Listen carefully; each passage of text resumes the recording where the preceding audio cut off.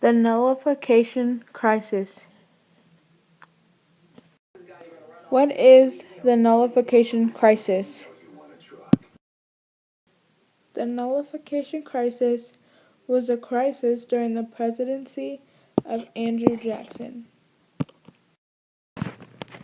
and also while John Calhoun was the vice president.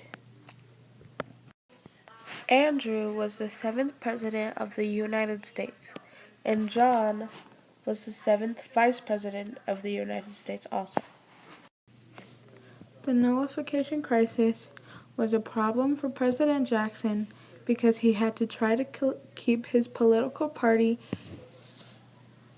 and the nation happy. Also, while South Carolina was trying to nullify the tariffs. The Nullification Crisis took place on November 24th, 1832. A tariff is a tax or duty to be paid on a particular class of imports or exports. Later in the years, the Nullification Crisis led to the Alien Act. The Alien Act allowed the removal of aliens, or also known as immigrants, to be considered harmful to the U.S. when not in war. This also led to the Sedition Act. The Sedition Act fined people in prison that criticized the government.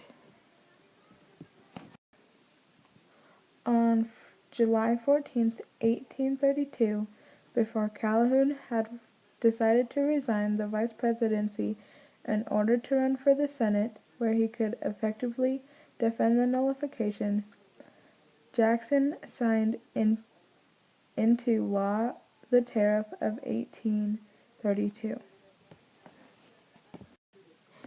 Many South Carolina politicians blame the change in fortunes on the national tariff policy that developed after the War of 1812.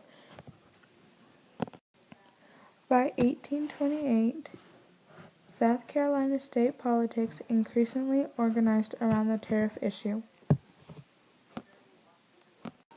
But South Carolina wasn't the only state involved in the nullification crisis. In the nullification crisis, South Carolina, North Carolina, and Virginia was involved in the nullification. The nullification crisis ended by having the Congress pass a compromised bill that made tariffs, or the taxes made from the government on imported goods, lower in price.